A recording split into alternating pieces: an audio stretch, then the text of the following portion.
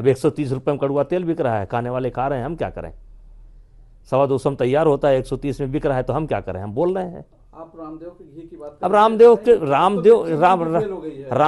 रामदेव छोड़िए, पता नहीं कितने रामदेव पैदा हो गए हैं, पता नहीं कितने। हाँ, रामदेव इसके सम्राट हैं, जगत गुरु हैं इसके, लेकिन अब तो पता नहीं कितने पैदे हो गए हैं। तो ये मेरा काम थोड़ा है, यह काम सरकार का है, यह काम व्यवस्था का है, विभाग का है।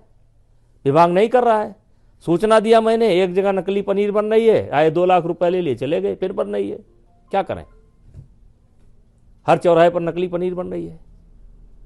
अब बताओ 130 में तेल कैसे मिलता है। मैं बड़ी जिम्मेदारी के साथ कहता हूं कि अभी मैंने जब बोला नकली तेल के संबंध में, तो मेरे ही 100 किलोमीटर के परिदृश्य में एक बड़ी फैक्ट्री है ऑयल वाले की, वहाँ चर्चा हो गई। तो वहाँ काम करने वाले लोगों ने बताया, वो लोग मुझसे खुद मिले, उन्होंने बताया, उस मिल का नाम मैं नहीं लूँगा, उन्होंने बताया कि 60% इसमें भूसी का तेल डाला जाता है, कन पीसा जाता है। 60% तेल वो होता है और 40% ओरिजिनल तेल होता है, सरसों का तेल होता है, और 60% वो होता है। वो फैक्ट्री मेरे मंडल में ही है, अब क्या करें। अधिकारी अच्छा, AQI जिस तरह से दिल्ली का या बाकी जगहों का खराब है, उसके लिए किसको दोषी मानते हैं आप? लगातार पराली पे भी की बात। हम किसी को दोषी नहीं मानते हैं, व्यवस्था को दोषी मानते हैं।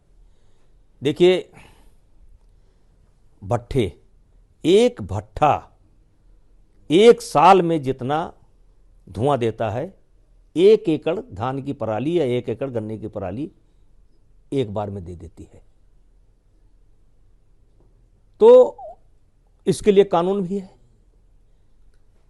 तो मेरा सुझाव है कि कानून का पालन होना चाहिए। दूसरा मेरा सुझाव है कि सरकार की तरफ से ऐसे उपकरण मुहैया कराए जाएं किसानों को, जो पराली वो हैं, आ गए हैं उपकरण हैं, लेकिन उस पर सब्सिडी दे दी जाए और किसानों के बीच में जाकर के जागरूकता पैदा किया जाए। गोष्ठी होती है, लेकिन कागज पर होती है। हमने तो नहीं देखा कोई गोष्ठी, कई गोष्ठी में गए भी हम, लेकिन पराली पर तो कोई बोलता नहीं है। तो जब कानून है, जब एक छटाक मिट्टी आप निकालते हैं तो पुलिस पहुंच जाती है। इतना बालू अगर कहीं पता चल जाए तो लेखपाल पहुंच जाता है। मिट्टी इतनी कोई निकाले तो लेखपाल पहुंच जाता है। तो धू धू करके गांव में पराली जल रही है, उसके लिए कानून है, सीधे सीधे डीएम के अधीन सारा कानून है, तो उसका पालन क्यों नहीं होता है। अब आज देखिए, मैं कोई किसी के ऊपर आरोप नहीं लगाने के लिए बैठा हूं, मैं आरोप नहीं लगा रहा हूं, पीड़ा है, क्योंकि हमने अपने ही देश को अपने ही द्वारा नरक बना दिया है। लोगों की जिंदगी कम हो रही है, दुर्घटना हो रही है, सांस की बीमारी हो रही है, हवा प्रदूषित हो गई है। ये कोई दैवीय आपदा नहीं है। तो मेरा कहना है कि किसी को मैं इसकी जिम्मेदारी नहीं दे रहा हूं, लेकिन इस पर गंभीरता होनी चाहिए। 10 साल की, अब दूसरा सवाल आपका होगा, अब 15 साल पर गाड़ी बैन कर दे रहे हो साहब, क्यों? गाड़ी का धुआं दिखाई पड़ता है और ये पराली नहीं दिखाई पड़ती है, धान का खेत नहीं दिखाई पड़ता है।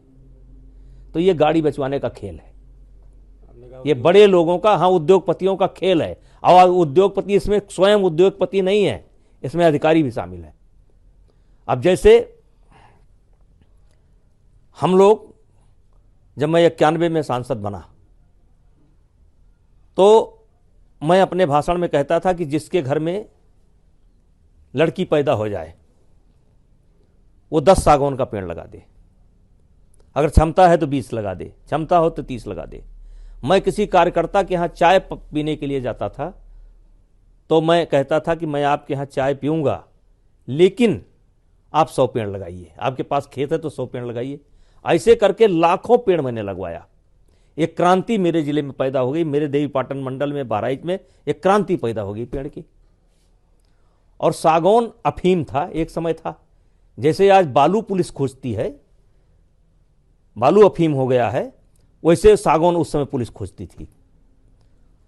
अब उद्योगपतियों ने अधिकारियों से मिलकर के एक आदेश करा दिया कि जितनी भी बिल्डिंग बनेगी उसमें जो जंगले का दिल्हा लगता है, दरवाजा लगता है, वो लकड़ी का नहीं होगा। अब वही सागौन जो सोने के भाव था आज कौड़ी के भाव हो गया। मतलब हम अपने खेत की लकड़ी नहीं लगा सकते हैं। हम कोई बिल्डिंग बना रहे हैं, स्कूल बना रहे हैं, कॉलेज बना रहे हैं, कोई बड़ी बिल्डिंग बना रहे हैं, तो अपने खेत की लकड़ी नहीं लगा सकते हैं, हमको चाइना का लोहा लगाना पड़ेगा। अब ये क्यों? जब जनसंख्या बढ़ रही है, आबादी बढ़ रही है, जरूरतें बढ़ रही हैं, तो सागौन, शीशम, आम, बबूल, इनके दाम घट क्यों रहे हैं? कानून कि आप चाइना से माल लाइए, तो ये जबरदस्ती हो रही है हम लोगों के साथ। तो तमाम चीजें हैं, कितना बोला जाए, जितना ध्यान आता है बोलता रहे। 1 जनवरी से लेकर के 8 जनवरी तक सदगुरु रितेश्वर महाराज जी के द्वारा यहाँ पर एक कथा का आयोजन किया गया है, जिसमें छात्र उत्थान ही राष्ट्र उत्थान, सनातन एवं युवा, इन बिंदुओं को प्रकाश डाला जाएगा और जिसका नाम राष्ट्र कथा रखा गया है।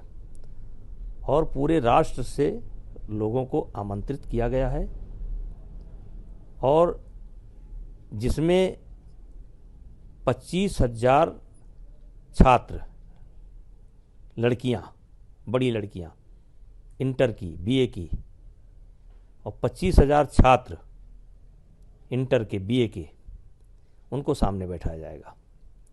संतों के लिए अलग मंच बनाया जा रहा है, जिसमें पूरे देश से जो भी संत आएंगे वो उस मंच पर विराजमान होंगे, उनका हम लोग दर्शन करेंगे। प्रतिदिन जो भी कथा सुनने के लिए आएंगे उनके भोजन की व्यवस्था भी की गई है, प्रसाद की व्यवस्था की गई है, और वो निरंतर जारी रहेगी। और अयोध्या शहर से लेकर के